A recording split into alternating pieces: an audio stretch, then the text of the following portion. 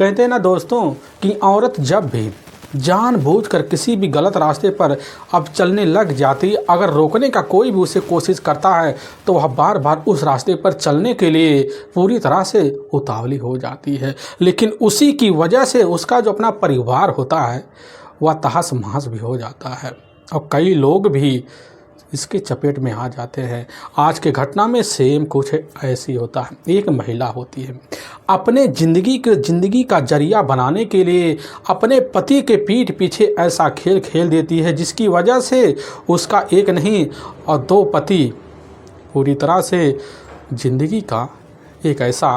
मोड़ बन जाते हैं कि वह महिला हमेशा हमेशा के लिए जेल के सलाखों के पीछे पहुंच जाती है। लेकिन जब लोगों के सामने सच्चाई निकल के आता है तो इसे सुनने के बाद लोग सन्न और हैरान सा रह जाते हैं। आखिर क्या था इस घटना में, इस घटना में क्या हुआ, इस घटना की आप पूरी तह तक सच्चाई जानने के लिए इस वीडियो को आप लास्ट तक ज़रूर देखिएगा। नमस्कार दोस्तों, मैं प्रदीप कुमार आपको इस टेढ़ी बात चैनल पे मैं स्वागत करता हूं। दोस्तों आज की यह जो सच्ची घटना है, यह घटना सुनाने से पहले मैं आपसे एक छोटा सा रिक्वेस्ट करना चाहता हूं, क्योंकि आप अगर इस चैनल पर नए हो और पहली बार आए हुए हो तो एक बार जाकर अपने इन्हीं प्यारे हाथों से आप इस चैनल को लाइक और सब्सक्राइब और शेयर और साथ में एक बार अपने नाम का कमेंट बॉक्स में ज़रूर डाल दीजिएगा ताकि आपका नाम कल के वीडियो में बड़े प्यारे लफ्ज़ों में ले पा सके। दोस्तों आज की यह जो सच्ची घटना है, यह घटना ठीक राजस्थान प्रदेश और उसी में एक जाना माना जिला पड़ता है अलवर और ठीक उसी से सटा हुआ एक खेड़की कस्बा पड़ता है और ठीक उसी के ही पास एक बाईपास रोड है। उसी बाईपास रोड पर ही रहने वाले मान सिंह उर्फ बीरू जाटो होते हैं, जिनकी उम्र लगभग अब इधर 29 साल के आसपास होता है। उनकी अपनी पत्नी होती है अनीता राज, जिसकी उम्र लगभग अब इधर 26 साल के आसपास होता है। लेकिन इधर मान सिंह उर्फ बीरू जाटो के टोटल 2 बच्चे होते हैं। एक बड़ा बेटा होता है जिसकी उम्र लगभग 10 साल के आसपास होता है। लेकिन अनीता जो होती है अपने परिवार का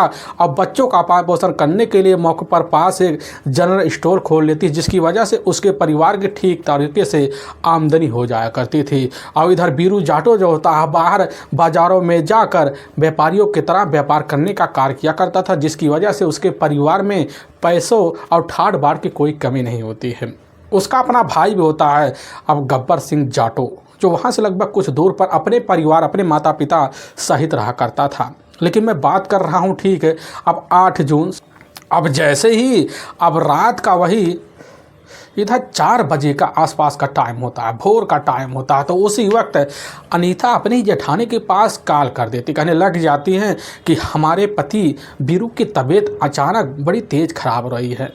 आपको हमारी मदद के लिए हमारे पास आना पड़ेगा। यह बात जैसे ही मौके पर इधर जाकर इधर जेठानी पाती हैं खबर, उसी वक्त इसकी जो सूचना होता है अपने पति को देती है और जेठानी पूरे परिवार सहित जो होता है अब लेकर इधर गब्बर और इधर साथ में उसके अपने माता भी वहाँ पहुँच जाते हैं। तो देखते हैं कि मौके पर इधर बीरू की जो हालत है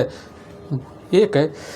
बेहोशी की अवस्था में बनी हुई। इस हालत को देखकर आनंद फानंद में वही लोग जो होते हैं मौके पर खेड़के के ही उप जिला एक चिकित्सालय है वहीं पर लेकर पहुंच जाते हैं। और जैसे पहुंचते हैं वहां के जो डॉक्टर होते हैं मौके पर इधर स्ट्रेचर जो होता है उसी पे रखे हुए बीरू को जब देखते ही नब्ज टटोलते हैं डॉक्टर, देखकर तुरंत मृत घोषित कर देते हैं। और जैसे ही यह बात बाहर बगल में खड़ी अब अनीता राज सुनती है, उसी वक्त पूरी तरह से सन्न सा हो जाती है और चंद मिनट के अंदर ज़मीन पकड़ती है और वहीं बेहोशी की अवस्था में आ जाती है। और वहाँ गब्बर के माता पिता इस तरह की जब बात सुनते हैं पूरी तरह से हैरान में पड़ जाते हैं कि आखिर हमारा जो अपना भाई होता है मौके पर रात के 10 बजे के आसपास हमसे उससे लास्ट मुलाकात हुई थी, लेकिन उसके चेहरे पर कोई शंका या सिकन वाली भावना नहीं दिख रही थी। अचानक उसके साथ ऐसे कैसे हो गया। लेकिन इधर गब्बर जो होता है इस बारे में पूछताछ करने के लिए अब जो होता है मौके पर अनीता राज के करीब जाता है, तो तरीके से सत्ताना देता है, अनीता राज से पूछने लग जाता है। तो अनीता राज कहने लग जाती है कि जैसे ही रात का वही 1 बजे के आसपास का टाइम होता है तो उसी वक्त जो होता है इनके ही सीने में अचानक तेज दर्द उठती है। कहने लग जाते हैं दर्द हो रहा है, एक बार पानी लेकर आओ। लेकिन हम पानी लेकर तो पहुँचते हैं, पहुँचने के बाद जो होता है पानी लेकर वह पी लेते हैं और फिर जो होता है जैसे ही कुछ घंटे का वक्त बीतता दोबारा कहने लग जाते हैं। गर्मी की वजह से लग रहा है सीने में हमारे बार बार दर्द उठ रहा है, तो हम जो होता है मौके पर अब जाते हैं। मौके पर जो घर में बना बाउंड्री है वहीं चारपाई डालकर सोएंगे और हमसे बात कहकर वह चले जाते हैं और फिर जाकर सो जाते हैं। लेकिन जैसे ही 4 बजे के आसपास का टाइम होता है उसी वक्त आवाज़ लगाते हम उनके पास जाकर कहने लग जाते हैं कि दर्द बड़ी तेज़ हो रही है, हमें अस्पताल ले जाना पड़ेगा। और हम तुरंत जो होता है अपने जेठानी के पास कॉल करते हैं। यह बात जैसे गब्बर सुनने के बाद उसी वक्त उसके मन में बड़े तरह के विचार आना शुरू हो जाते हैं और अपनी मन की भावना से मौके पर जब तक वह अपनी ही इधर बगल में खड़ी हुई अनीता राज से बात कर रही होती है उसकी जो निगाह होता है अब अपने भाई मौके पर बीरू के ऊपर होता है। तो तरीके से उसकी जो नज़र होती है बार बार इर्द गिर्द मंडरा है, तभी उसकी जो नज़र होता है बीरू के अब गले पर पहुंच जाता है। देखता है कि बीरू के गले पर जो होता है कोई काला निशान पड़ा हुआ है। उसके मन में शंका हो जाता है और वही जो होता है कुछ लोग होते हैं, कुछ लोगों के सामने अपनी शंका वाली बात रख देता है और सबके सामने कहने लग जाता कि जब तक हमारे भाई बीरू का पोस्टमार्टम नहीं हो जाएगा तब तक उसकी बॉडी का तौर तरीके से हम दाह संस्कार नहीं करेंगे। और इसी बीच अब इसकी जो सूचना होता है मौके पर अब खेरली पुलिस थाने में दे दिया जाता है। वहाँ के एसएचओ और धर्मेंद्र सिंह अब गुज्जर जैसी खबर पाते हैं अपने दल बल टीम को लेते हैं और लेने के बाद चंद मिनट के अंदर जो होता है उसी वक्त अस्पताल में पहुँचते हैं। अस्पताल में पहुँचने के बाद अब गब्बर से मुलाकात करते पूछताछ करते हैं और गब्बर जो होता है मौके पर इधर धीरेन्द्र सिंह गुज्जर को अपने साथ लेता हुआ ले जाने के बाद जो होता है हिस्टर के पास पहुँचता वहीं पर रखा हुआ इधर जो होता है बीरू का डेड बॉडी पूरी तरह से मृत अवस्था में होता है। धर्मेंद्र सिंह गुज्जर जो होते बॉडी का तौर तरीके से निरीक्षण करते हैं तो अपनी मन की बात है गब्बर उनके सामने रख देता है। एसएचओ साहब जो होता है बॉडी के तौर तरीके जब देखते हैं पता लगता है कि नाक और कान के पास जो होता है कुछ है चोट के निशान दिखाई दे रहे हैं और ब्लड अंदर से बहा है और बाहर आया है और जम चुका है। उनके मन में भी शंका हो जाता कि बच करो यह साधारण तरीके से बीरू की मौत नहीं बल्कि सोजी साजिश के तहत इनकी हत्या की गई है। अब पुलिस की जो टीम होती है अब इधर बॉडी का वही पंचनामा भरती है और उठाकर अपने ही नज़दीकी जो सरकारी अस्पताल होता है अब उसी में मोर्चरी हाउस भिजवा देती है और इधर गब्बर को अपने साथ लेती है और लेने के बाद एक टीम जो होता है मौके पर अब बीरू जाटों के ही मकान में पहुंच जाती है। वहां तौर तरीके से अपने दल बल टीम के साथ और जब निरीक्षण करना शुरू कर देती है तो इधर जो होता है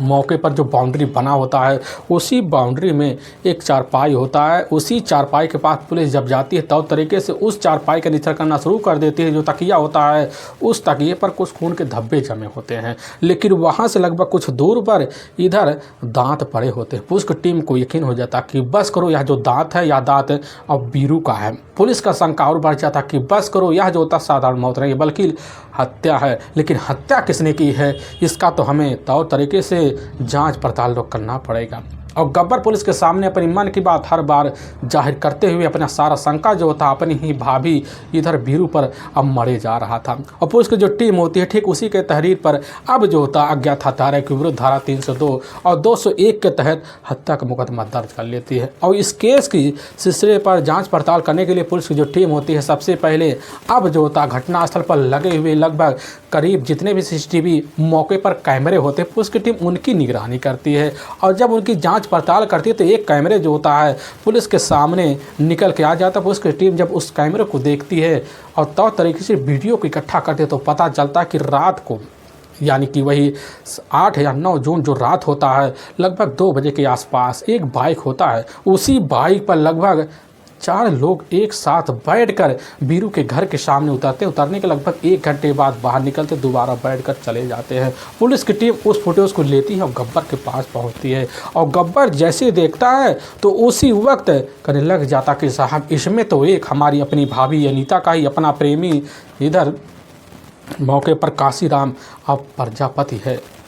जैसे पुलिस की यह टीम सुनती है कि आखिर प्रेमी पुलिस की टीम माजरा भी समझ जाती है और पुलिस की जो टीम होती है उसी वक्त कैसे न तैसे कर अब काशीराम और अनीता का मोबाइल नंबर लेती है और लेने के बाद पुलिस की टीम इन दोनों का लाट लोकेशन और साथ में मोबाइल का पूरा CDR डिटेल तक चेक कर लेती है। तो पता चलता है काशीराम और अनीता के बीच जो होता हर दिन मोबाइल पे थ्रू बात हुआ करते थे और लंबी लंबी बात हुआ करते थे। लेकिन घटना वाली रात 8 जून के ही वक्त लगभग 2 से 3 बार काशीराम के द्वारा अनीता के मोबाइल पर कॉल किया गया होता है और इधर काशीराम का जो लास्ट लोकेशन होता है अब घटना वाली रात जाकर मौके पर बीरू के घर में ही दिखा रहा होता है। पुलिस का जो शंका होता है और गब्बर का जो शंका होता है पूरी तरह से यकीन में बदल जाता है और पुलिस की टीम बिना टाइम लगाए जो होता है इधर जो होता है एक टीम लेती है और गब्बर प्रजापति और दूसरी तरफ जो होता अनीता को अपने कस्टडी में लेती है और लेने के बाद थाने पहुंच जाती है और एक टीम होती है वह टीम दोबारा घर में घुसती है तो घर में जाने के बाद बगल में खड़ा हुआ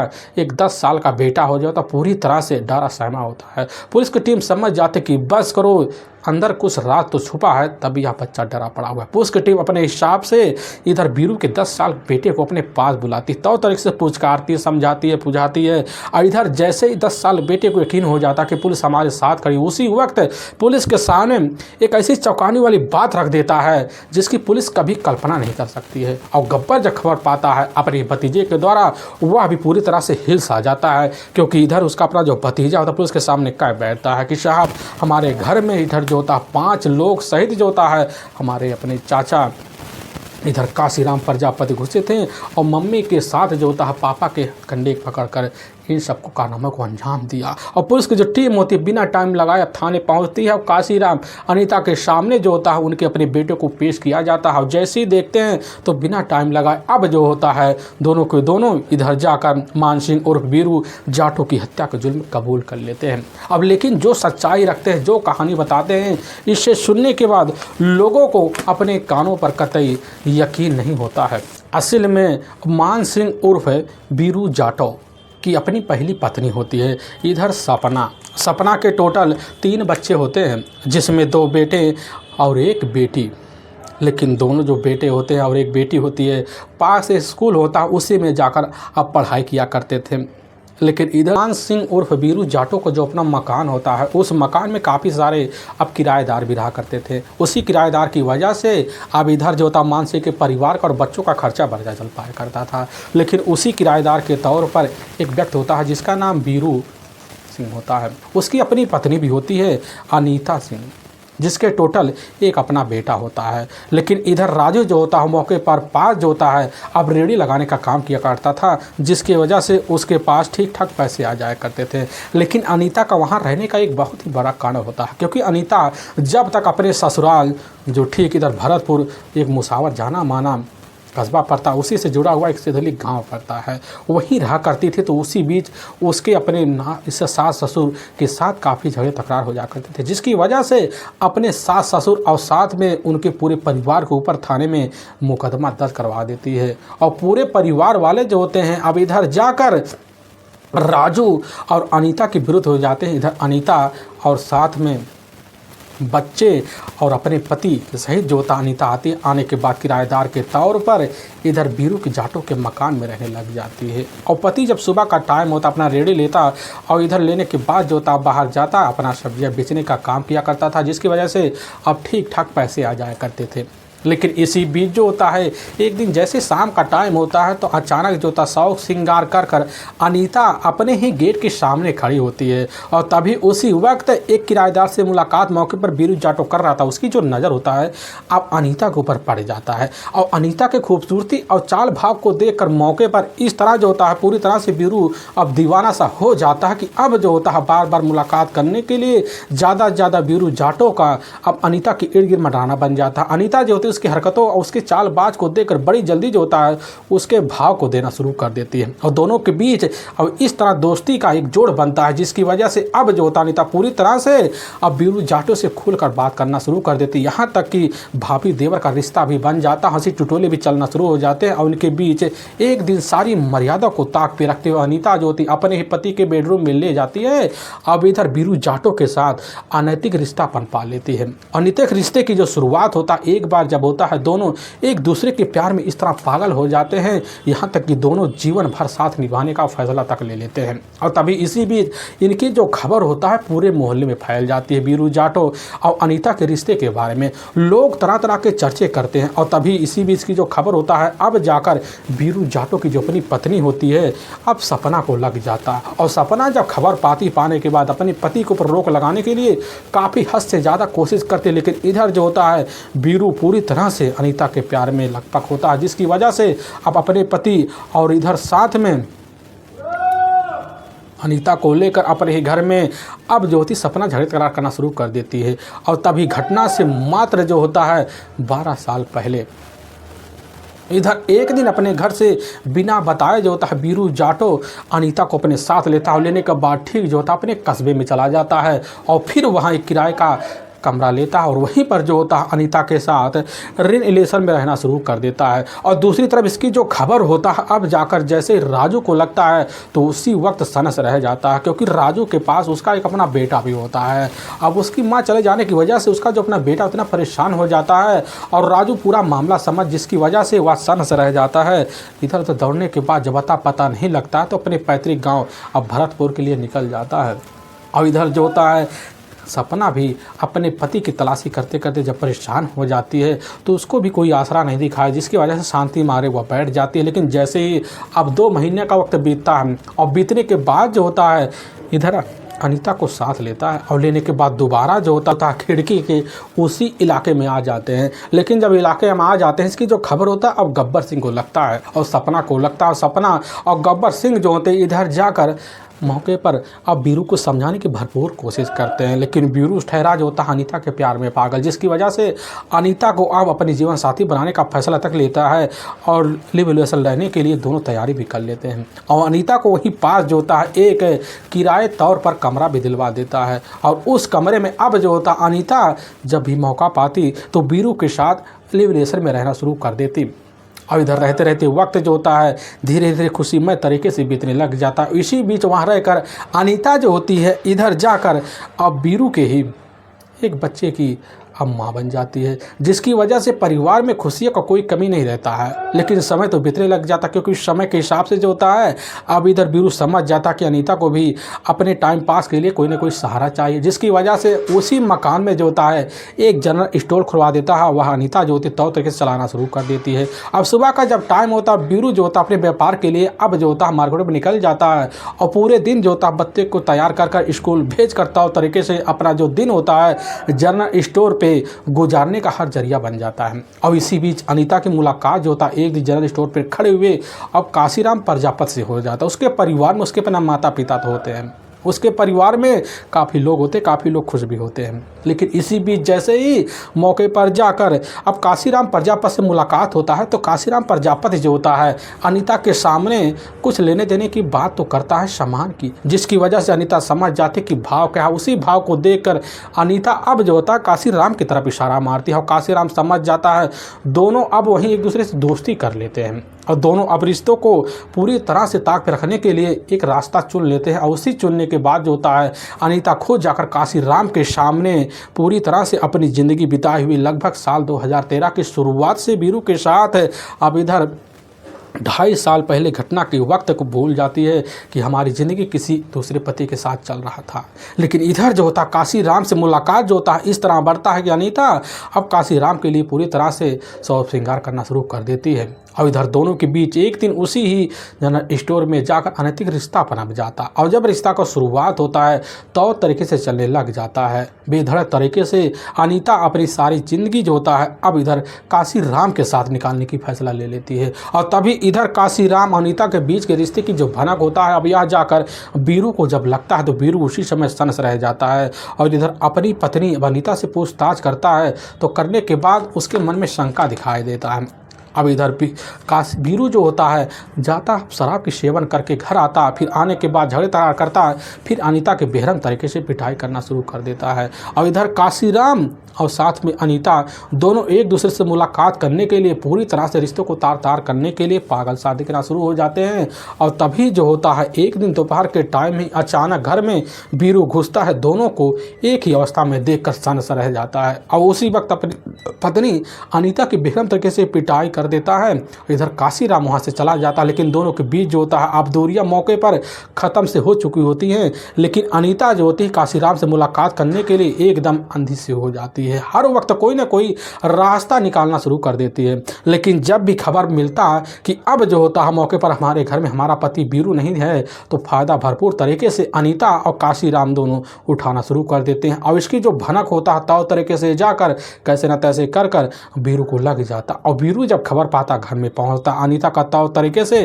काशीराम प्रजापति का नाम लेकर अब पिटाई भी करना शुरू कर देता है। अनीता समझ जाती कि अब जो होता हमारी जो ज़िंदगी होता है अब हमारे पति बीरू की वजह से ना चल पाएगा। और तभी एक दिन जो होता है इधर काशीराम घर में पहुंचता, अनीता को देखता है कि घर में अपने हिसाब से एक चारपाई पर लेटी पड़ी हुई है। मन में शंका हो जाता, पूछताछ करता तो अनीता कह देती है कि हमारी ज़िंदगी लग रहा है यहीं रहकर पूरी तरह से मिट सा जाएगी और तुम जो होता खड़े खड़े देखते रह जाओगे। यह बात काशीराम सुनता है, सुनने के बाद सनस रह जाता, करने लग जाता इसका कोई ना कोई तोड़ तो निकालना पड़ेगा। और तभी काशीराम अनीता दोनों वहीं मिलकर अब जो होता अपने रास्ते में आए हुए अपने पति इधर बीरू जाटों को हमेशा हमेशा के लिए ठिकाने लगाने का खतरनाक प्लान बना लेते हैं। उसी प्लान को अब जो होता कामयाब करने के लिए अब इधर काशीराम जो होता है अब जाता है दोबारा एक दोस्ती का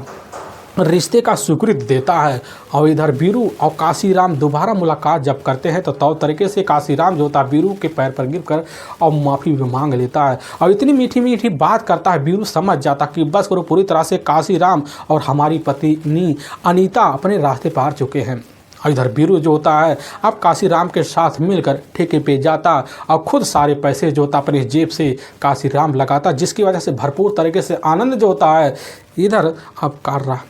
बीरू उठाना शुरू कर देता है। दूसरी तरफ जो होता है जब उम्मीद जग जाता है कि अब हमारी जो दोस्ती पूरी तरह से उम्मीदों पर बन चुकी है, तो इधर काशीराम समझ जाता कि मौके की तलाश करना चाहिए। और दूसरी तरफ बार बार जो होता है दबाव इधर अनीता का काशीराम के ऊपर पड़ना शुरू, जिसकी वजह से अनीता कह देती है कि हमें कैसे न तैसे कर कर अब इस मामले को रफा दफा तो करना पड़ेगा, चाहे इसके लिए हमें कितनी भी पैसा देना पड़ेगा। और अनीता जो होती अपने पास से रखे हुए लगभग 2 लाख रुपये